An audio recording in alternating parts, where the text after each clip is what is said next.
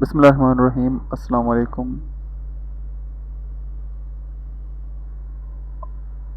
I'm Noman Khan, chemistry teacher of class 9th.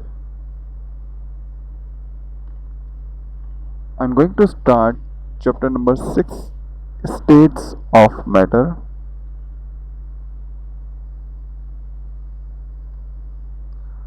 First of all, we need to know that what is matter.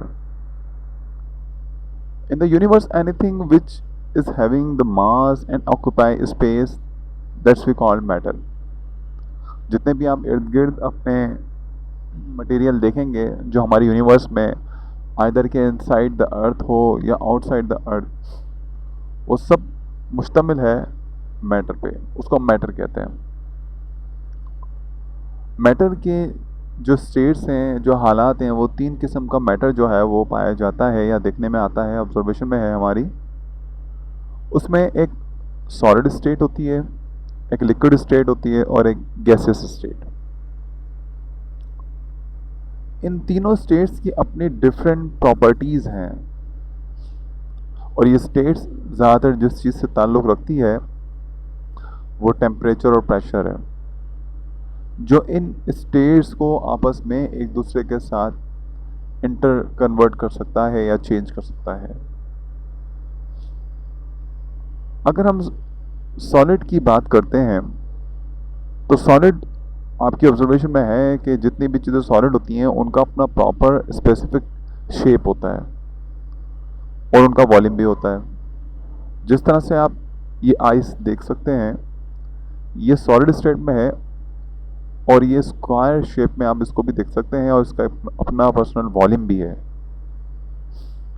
इसी तरीके से अगर हम liquid की बात करें तो लिक्विड के पास डेफिनेट वॉल्यूम तो होता है, उसकी क्वांटिटी तो होती है, 1 लीटर 2 लीटर 3 लीटर इस तरह से। जब आप लिक्विड स्टेट में देखते हैं तो उसको हम जो है ना, जैसे पेट्रोल हम लेते हैं तो वो किलोग्राम में हमें मिलता है, या हम मिल्क लेते हैं तो वो लीटर में मिलता है। तो मिलीलीटर वगैरह, डेसीलीटर वगैरह ये सारी जो है वो वॉल्यूम है। तो हम नापते हैं इसको वॉल्यूम में इसलिए क्योंकि उसका अपना पर्सनल डेफिनेट वॉल्यूम भी होता है, लेकिन शेप नहीं होती। जिस कंटेनर में आप लिक्विड को रखते हैं वो लिक्विड उसी शेप का हो जाता है जिस शेप का कंटेनर होता है। उसके अलावा हम बात कर रहे हैं गैस की। जो गैसेस स्टेट होती है उसके पास ना तो कोई प्रॉपर शेप होती है और ना ही वॉल्यूम,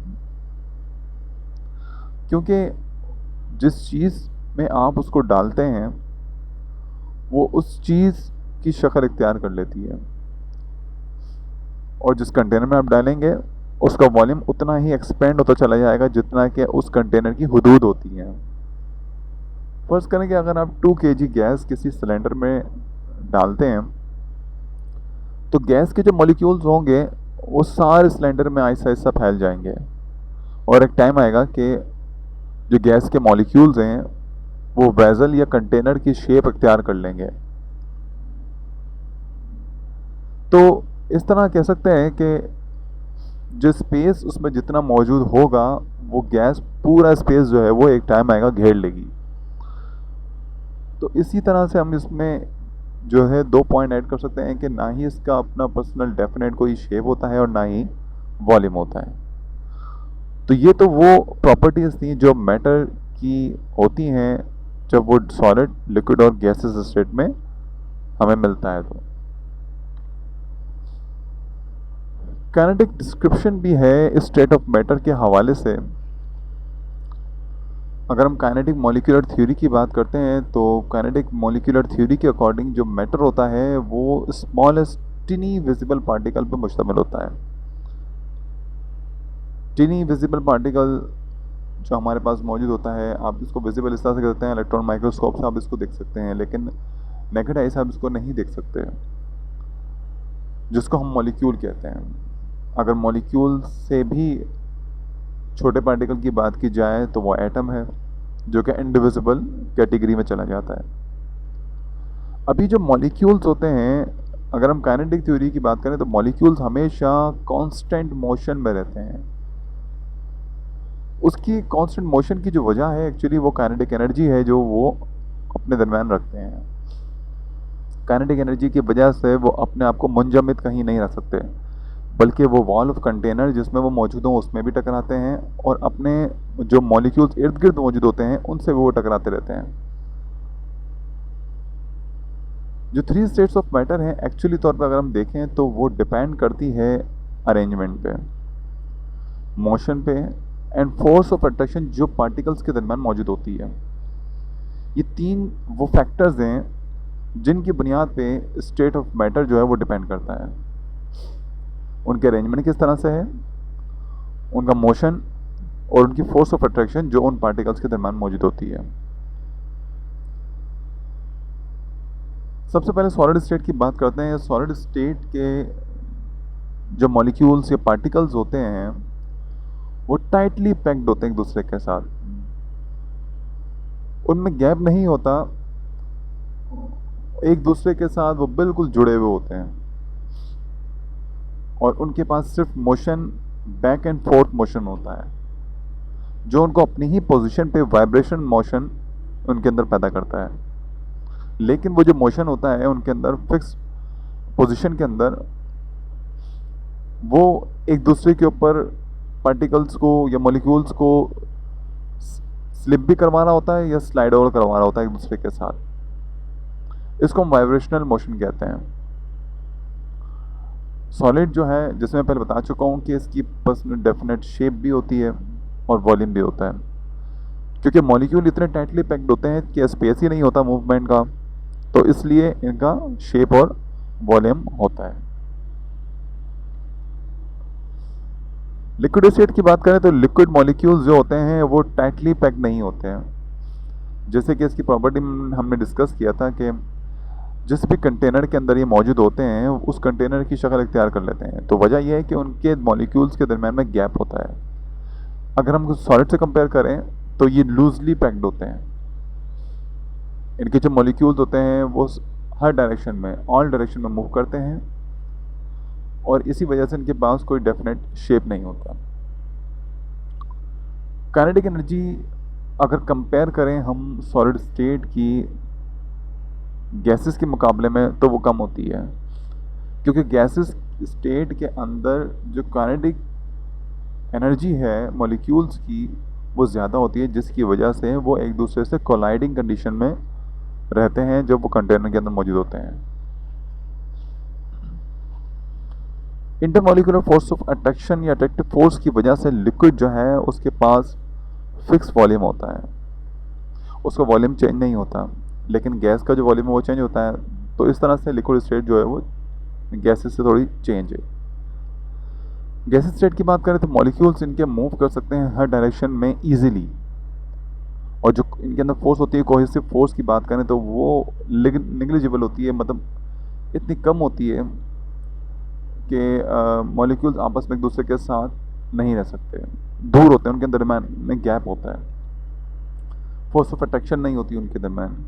जो काइनेटिक एनर्जी होती है इनकी वो ज़्यादा हाई होती है, जिसकी वजह से सेटल डाउन नहीं होते और ये कोलाइडिंग कंडीशन में हमेशा रहते हैं। लेकिन कि जो कोलाइडिंग कंडीशन एक्चुअली वो डिपेंड करती है, मैंने आपको बताया था कि टेम्परेचर और प्रेशर पे, अगर हम इनको इंक्रीज़ करते हैं टेम्परेचर को तो काइनेटिक एनर्जी बढ़ती चली जाएगी और इनकी कोलिजन भी बढ़ती चली जाएगी, जिसकी वजह से इनका वॉल्यूम इंक्रीज होता चला जाता है। गैसेस के पास जो है वो ना तो कोई शेप होती है और ना ही कोई वॉल्यूम होता है। कुछ डेफिनेशंस हैं हमारे पास, जिस तरह से इसमें फर्स्ट डेफिनेशन हमारे पास है sublimation. This is the process you can say in which the solid converted directly to the gaseous state or vapor form, and the process is called sublimation.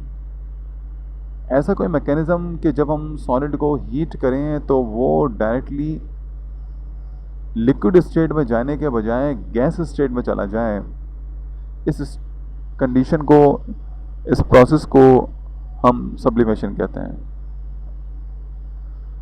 इसकी एग्जांपल हमारे पास आयोडीन, अमोनियम क्लोराइड, नेफ्थलीन वगैरह शामिल हैं। ये वो chemicals या compounds हैं जो कि सॉलिड से डायरेक्टली गैस में कन्वर्ट हो जाते हैं। नेक्स्ट डेफिनेशन हमारे पास है मेल्टिंग पॉइंट की। वो टेम्परेचर जिसमें सॉलिड जो है वो मेल्ट होना शुरू हो जाए उसको हम मेल्टिंग पॉइंट कहते हैं। जैसे हम हीट्स को प्रोवाइड करते हैं किसी भी चीज़ को, अगर हम टेम्परेचर देते हैं तो उसके होता ये है कि जो फोर्स ऑफ अट्रैक्शन होती है वो वीक बढ़ना शुरू हो जाती है, जिसकी वजह से मॉलिक्यूल्स के और पार्टिकल्स के दरम्यान में गैप पैदा होना शुरू हो जाता है, और उस गैप पैदा होने की वजह से वो जो पार्टिकल्स हैं वो मेल्टिंग स्टेट में आना शुरू हो जाते हैं। तो ये एक्चुअली एक वो स्टेट है जिसमें कि सॉलिड और लिक्विड के दरमियान में हम कह सकते हैं कि एक बीच की स्टेट जिसमें कि वो पॉइंट मौजूद होता है जहाँ पर सॉलिड मेल्ट होना शुरू हो जाता है, उसको हम मेल्टिंग पॉइंट कहते हैं। एवोपरेशन क्या होती है? The escaping of molecules, molecules के निकलने का अमल। अब जब मॉलिक्यूल्स निकलते हैं, एवोपरेट होते हैं, लिक्विड स्टेट से बाहर की तरफ जाते हैं, तो ज़ाहिर है मैं बता चुका हूँ कि ये जब होता है जब काइनेटिक एनर्जी जो है वो इंक्रीज़ की जाती है, और काइनेटिक एनर्जी ज़ाहिर है ताल्लुक़ रखती है टेम्परेचर से।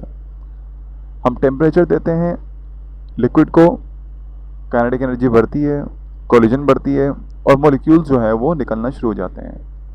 तो जो प्रोसेस मैं बता रहा हूँ ये एक्चुअली एवोपरेशन है। तो ऐसा प्रोसेस जिसमें से मॉलिक्यूल्स निकलना शुरू हो जाएं काइनेटिक एनर्जी के इंक्रीज होने की वजह से लिक्विड की सरफेस से, उसको हम एवोपरेशन कहते हैं।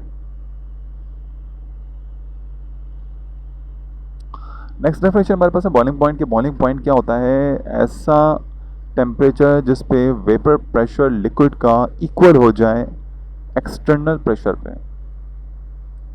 यानी कि जो इंटरनल प्रेशर है या टेम्परेचर है, आप कह सकते हैं कि ऐसा टेम्परेचर जिस पे वेपर प्रेशर इन लिक्विड का वो आउटसाइड और इनसाइड इक्वल हो जाए, उस पॉइंट को हम बॉइलिंग पॉइंट कहते हैं। इनसाइड और आउटसाइड वेपर प्रेशर्स में इक्वल होगा, वो बॉइलिंग पॉइंट है। वो टेम्परेचर का पॉइंट एक्चुअली बॉइलिंग पॉइंट है। वेपराइजेशन क्या होती है? The change of state from liquid to gas, simple. वो स्टेट जिसमें लिक्विड गैस में कन्वर्ट होता है वेपराइजेशन कहलाती है, वेपर फॉर्मेशन।